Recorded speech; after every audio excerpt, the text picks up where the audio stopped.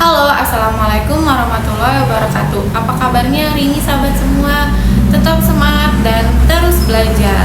Kembali lagi bersama saya Bu Amel. Hari ini saya membuat video untuk menjawab pertanyaan dari tugas video 3 dari program kebimbaan di Bimba AYUEO.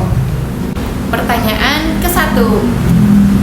Dasar hukum dalam menerapkan metode Bimba AYUEO itu ada 2. Yang pertama yaitu hak anak, yang kedua yaitu teori belajar dalam psikologi pendidikan. Nah, yang pertama hak anak yaitu berdasarkan konvensi hak-hak anak PBB terdapat 10 hak anak. Nah, salah satu hak yang sejalan dengan Bimba AYUEO yaitu hak bermain dan hak mendapatkan pendidikan. Jadi, anak bukanlah hanya belajar, tetapi bermain sambil belajar. Selain itu, ada juga menurut Undang-Undang Republik Indonesia Nomor 23 Tahun 2003 tentang Perlindungan Anak. Itu juga sejalan dengan 7 nilai dasar Bimba ayat kedua yang berbunyi bahwa setiap anak adalah anugerah dari Tuhan yang Maha Kuasa yang diamanahkan kepada setiap orang dewasa. Dasar hukum dalam menerapkan Bimba yang kedua yaitu teori belajar dalam psikologi pendidikan, diadopsi dari teori behavioristik oleh Edward Lee Thorndike. Ada 3. Yang pertama adalah the law of effect, yaitu hukum sebab akibat.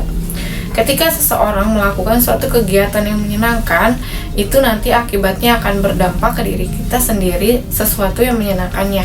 Lalu yang kedua adalah the law of exercise, yaitu hukum latihan. Adalah ketika seseorang melakukan sesuatu secara diulang terus-menerus, itu akan berdampak mampu. Lalu yang ketiga adalah the law of readiness, yaitu hukum kesiapan. Ketika seseorang itu sudah mampu, maka dia akan semakin siap dan terampil, dan tentunya prosesnya pun akan semakin menyenangkan. Pertanyaan kedua. Karena fun learning atau pembelajaran yang sepenuhnya menyenangkan adalah salah satu metode yang harus diterapkan di Bimba AYUEO. Dan manfaatnya adalah anak jadi merasa lebih nyaman dalam pembelajaran. Kalau misalkan si fun learningnya tidak diterapkan, bisa jadi anak tidak akan merasa nyaman. Karena di dalam Bimba kita tidak merampas hak anak dalam bermain. Kita tidak memaksakan anak ketika anak tidak mau. Nah, itulah mengapa kita harus memberikan pembelajaran yang sepenuhnya menyenangkan. Ketika misalkan anak sedang tidak mood dalam belajar, misalkan dia ingin bermain, nah, kita tidak memaksanya, kita memberinya waktu luang untuk bermain agar pembelajarannya lebih menyenangkan. Kalau misalkan kita melarangnya, itu nanti akan membuat anak merasa tidak nyaman. Itulah salah satu contoh mengapa fun learning di dalam membimbakan itu harus diterapkan. Pertanyaan ketiga.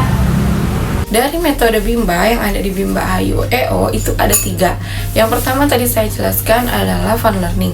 Lalu yang kedua adalah small step system. Nah, sekarang kenapa kita harus menerapkan small step system dalam pembimbakan? Setelah tadi fun learning, yang selanjutnya adalah small step system, yaitu bertahap. Setelah kita memberikan pembelajaran yang menyenangkan kepada anak, jangan lupa juga untuk bertahap. Karena kalau misalkan kita nggak memberi pembelajaran kepada anak secara bertahap, itu artinya kan secara acak. Kalau secara acak berarti nanti bisa jadi loncat-loncat, apa yang diberikan kepada anak itu tidak teratur. Misal seharusnya si anak setelah 1B diberikan apa, langsung ke 1D loncatkan, itu tidak benar. Nanti pemahaman anak juga jadinya tidak teratur seperti itu. Pertanyaan keempat. Lalu selanjutnya yang terakhir dari metode Bimba adalah individual system. Kenapa sih kita harus menerapkan individual system dalam membimbakan? Nah, sesuai yang sudah dijelaskan tadi bahwa metode Bimba itu ada 3.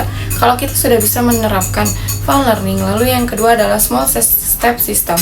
Yang ketiga jangan lupa juga individual systemnya diterapkan, karena 3 hal ini akan selalu saling berkaitan di dalam pembelajaran. Yang ketiga yaitu individual system, yaitu pendekatan kepada anaknya adalah satu-satu masing-masing. Kita membedakan antara karakter anak yang satu dengan yang satu. Nah, di Bimba AYUEO kita mengajarkan anaknya tidak sekaligus, tapi hanya satu-satu. Misal Yang pertama kita mengajarkan si anak A dulu, lalu yang kedua kita mengajarkan si anak B. Karena dalam pembelajaran modul si anak A dan si B pasti berbeda. Itulah kenapa salah satunya bahwa di Bimba AYUEO dalam pendekatannya itu sendiri-sendiri, dan karena karakter si anak A dan si anak B itu berbeda. Nah, makanya semua metode Bimba ini yang ada 3 harus selalu diterapkan dalam membimbakan. Karena jika salah satunya tidak diterapkan, pasti nanti akan ada yang salah, atau pasti nanti pencapaiannya tidak 100%. Pertanyaan kelima. Fun learning merupakan pembelajaran yang sepenuhnya menyenangkan. Sedangkan bahagia adalah tujuan hidup setiap manusia dan juga tujuan utama Bimba AYUEO. Nah, bagaimana hubungan antara bahagia dengan fun learning? Bahagia ini merupakan perasaan nyaman, tentram, terbebas dari segala perasaan kesusahan. Sedangkan fun learning ini adalah pembelajaran yang menyenangkan, senang. Nah, hubungan antara keduanya pasti saling berkaitan. Karena ketika kita memberikan pembelajaran, ketika dalam membimbakan kita tidak menerapkan fun learning, itu akan membuat anak tidak merasa nyaman. Nah, kalau tidak merasa nyaman, itu tentunya tadi anak jadinya nggak bahagia. Nah, itulah kenapa kita harus menerapkan pembelajaran fun learning yang akan menimbulkan perasaan anak jadi bahagia. Jadi, dua hal antara fun learning dan bahagia ini saling berkaitan karena dua-duanya merupakan perasaan yang nyaman, senang, tentram, dan terbebas dari segala kesusahan. Pertanyaan keenam. Bimba adalah bimbingan proses minat belajar anak. Sedangkan minat belajar adalah keinginan atau ketertarikan yang timbul dalam diri sendiri ketika melakukan proses belajar tanpa adanya paksaan dari orang lain. Lalu kenapa minat belajar itu harus ditumbuhkan? Ketika anak sudah memiliki minat belajar untuk melakukan suatu kegiatan, terutama dalam proses belajar, pasti dia akan lebih bersemangat ketika melakukan suatu hal tersebut, berbeda dengan anak yang belum tumbuh minat belajarnya. Itulah kenapa minat belajar anak itu harus ditumbuhkan, karena berdampak baik, anak jadi akan lebih bersemangat dalam melakukan suatu kegiatan apapun itu, terutama dalam proses belajar. Lalu apa hubungan antara metode dengan minat belajar? Nah, di Bimba AYUEO ini kita memiliki metode dalam pembelajaran. Yang pertama yaitu fun learning, yang kedua adalah small step system, yang ketiga adalah individual system. Untuk menumbuhkan minat belajar anak sesuai dengan arti dari bimbanya itu sendiri, kita harus menerapkan 3 metode ini. Kita harus memiliki proses pembelajaran yang menyenangkan, harus bertahap, small step system, dan individual sistemnya itu pendekatannya secara individu masing-masing. Nah, ketika ketiga-tiganya sudah diterapkan, pasti akan menumbuhkan minat belajar anak itu sendiri. Nah, makanya kenapa minat belajar dengan metode di Bimba ini sangat berkaitan, karena mereka akan selalu saling berkesinambungan untuk menumbuhkan minat belajar. 3 metode ini harus selalu diterapkan. Lalu dengan menerapkan 3 metode ini, minat belajar anak juga akan tumbuh. Nah, jadinya seperti itu. Pertanyaan ketujuh. Nah, dari 3 metode yang sudah saya jelaskan, yang harus diterapkan terlebih dahulu adalah fun learning yang pertama. Kenapa? Karena kalau misalkan kita sudah bisa menciptakan pembelajaran yang fun learning, yang menyenangkan, itu akan bisa menyebabkan anak semangat dalam belajar, anak merasa nyaman. Nah, kalau misalkan anak semangat, anak merasa nyaman dalam belajar, pasti nanti pembelajarannya pun akan bertahap, tidak berantakan, dan akan pasti individual. Misalkan si anak 1 dan si anak 2 merasa nyaman karena kita sudah menerapkan pembelajaran yang fun learning, anak 1 dan 2 pun akan merasa nyaman. Maka setelah itu kita bisa memberikan pembelajaran kepada anak secara satu-satu, berbeda-beda, tapi kita bisa melakukannya dengan secara bersamaan, seperti itu. Pertanyaan ke-8. Sebelumnya saya sudah menjelaskan di pertanyaan pertama tentang teori belajar dalam psikologi pendidikan yang diadopsi dari teori behavioristik oleh Edward D. Thorndike, yaitu ada 3, the law of effect, the law of exercise, dan yang ketiga adalah the law of readiness. Nah, yang pertama adalah the law of effect, yaitu hukum sebab akibat. Sedang saya terapkan, saya sedang menerapkan pembelajaran suasana pendidikan di dalam kelas, dan saya yakin bahwa sesuatu yang telah saya terapkan ke anak itu akan ada Timbal baliknya seperti anaknya jadi semangat dalam belajar, anaknya jadi senang dengan gurunya, seperti itu. Lalu yang kedua adalah the law of exercise, yaitu hukum latihan. Ketika seseorang melakukan sesuatu secara diulang, maka akan berdampak mampu kepada seseorang tersebut.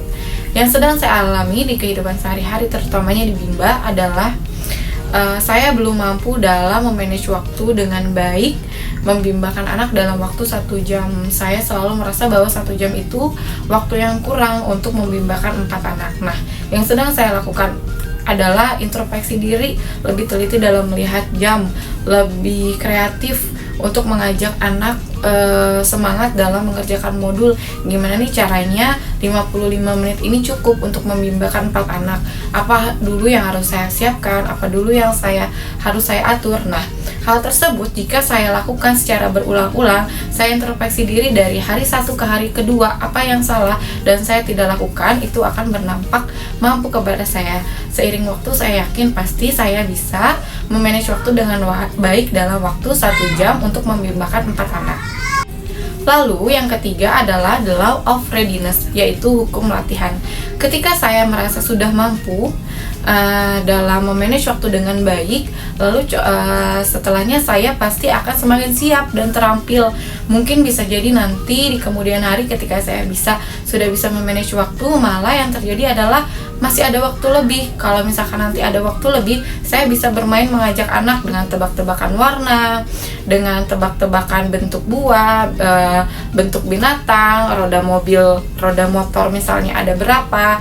Nah, nanti ada waktu luangnya lebih banyak, maka akan ada dialog juga yang lebih banyak diberikan kepada anak. Nah, proses pembelajarannya pun akan semakin menyenangkan. Seperti itu. Pertanyaan ke-9. Pengalaman saya dalam menerapkan metode Bimba di Bimba AYUEO dan di lingkungan keluarga, yang pertama akan saya ceritakan di Bimba AYUEO. Alhamdulillah sekarang saya sebagai relawan sudah terjun langsung ke dalam kelas. Saya sudah bisa menggambarkan bahwa bagaimana sih suasana di kelas, bagaimana rasanya terjun langsung menghadapi anak-anak, dan metode Bimba yang telah dijelaskan di training ini sedang saya terapkan. Contohnya yang pertama itu fun learning. Misalkan anaknya merasa bosan gitu. Nah, saya berusaha gimana nih caranya agar pembelajarannya terasa menyenangkan, agar anak merasa happy, bahagia dan bersemangat. Misalkan anaknya bosan, saya akan pancing anak dengan saya bercerita, misalkan bercerita tentang polisi, pemadam kebakaran, atau tentang kebun binatang. Saya akan menanyakan di kebun binatang itu ada binatang apa aja sih. Atau misalnya dalam pembelajaran mengerjakan modul anak tidak semangat, saya akan memancingnya dengan ayo lomba sama Ibu Amel, siapa ya yang tarik garisnya menang duluan.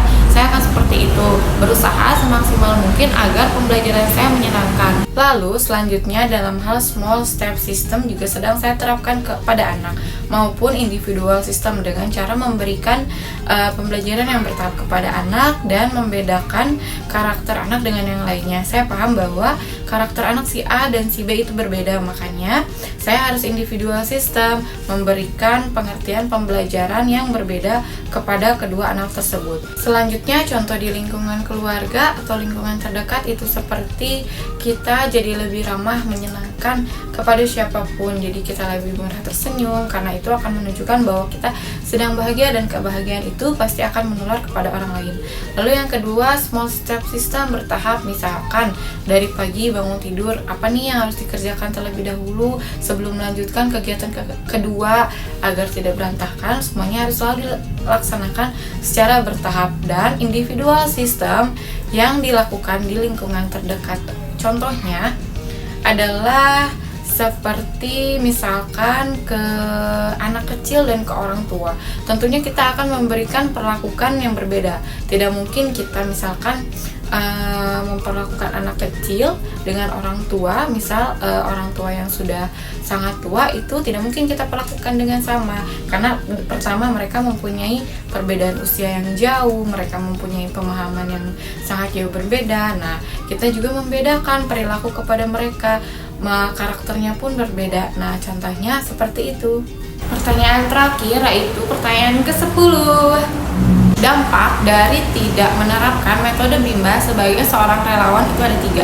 Yang pertama, menjadi tidak menikmati proses membimbakan. Kenapa? Contohnya yang pertama yaitu ada fun learning. Kalau misalkan proses pembelajaran yang menyenangkannya tidak kita terapkan, pasti proses pembelajarannya menjadi tidak nyaman. Bukan hanya untuk anak, tapi kita sebagai relawan juga pastinya tidak merasa nyaman. Itulah kenapa metode Bimba itu harus diterapkan. Karena kalau misalkan salah satunya tidak diterapkan, kita sebagai relawan pasti tidak akan menikmati proses pembelajarannya, menjadi bosan, suntuk, atau jadinya tidak bahagia. Itulah mengapa jadi kita sebagai relawan Bimba harus menerapkan metode dari Bimbanya itu sendiri. Lalu yang kedua adalah terpeleset menjadi mengajarkan bukan membimbakan. Saya sudah pernah menjelaskan di video sebelumnya tentang mengajarkan dengan membimbakan adalah dua hal yang berbeda. Kalau mengajarkan kita itu adalah berpatok pada hasil, sedangkan membimbakan kita berpatok pada proses. Nah, dua hal ini pasti sangat berbeda dong. Kalau misalkan berpatok pada hasil, jadi kita itu artinya lebih memaksakan ke anak, suka tidak suka, mau tidak mau, anak pokoknya harus bisa. Kalau membimbakan kita tidak ada paksaan, kita berpatoknya pada proses. Kalau misalkan anak sedang tidak mau diberi PR atau dibimba disebutnya PMR, berarti kita tidak memaksakan, berarti kita tidak memberinya dulu PMR. Ya, kalau misalkan anaknya tidak sedang mood belajar, kita menyediakan, kebetulan di Bimba itu adalah bermain sambil belajar. Jadi, walaupun jika anak sedang merasa bosan, kita akan memberinya mainan, bisa bermain sambil belajar agar anak selalu merasa senang dan nyaman saat proses membimbakan. Lalu yang ketiga yaitu berpotensi merampas hak anak atau memaksa anak. Ada kaitannya dengan yang kedua tadi. Kalau kita tidak menerapkan metode Bimba sebagai seorang relawan, kita berpotensi akan merampas hak anak tersebut, seperti memaksa, kayak mau tidak mau, anaknya suka tidak suka, kita dirinya akan memaksa anak bahwa kamu harus mencapai target ini dalam waktu segini, seperti itu. Nah, kalau di Bimba tidak seperti itu. Makanya kenapa kita sebagai relawan harus selalu menerapkan metode dari Bimbanya itu sendiri, karena keuntungannya banyak sekali manfaatnya. Anak merasa nyaman, hak anak bermain dan belajar dapat terpenuhi, lalu kita tidak berbeda dengan mengajarkan, contohnya seperti itu. Nah, sahabat semua, sekian jawaban dari pertanyaan tugas video 3 saya. Terima kasih.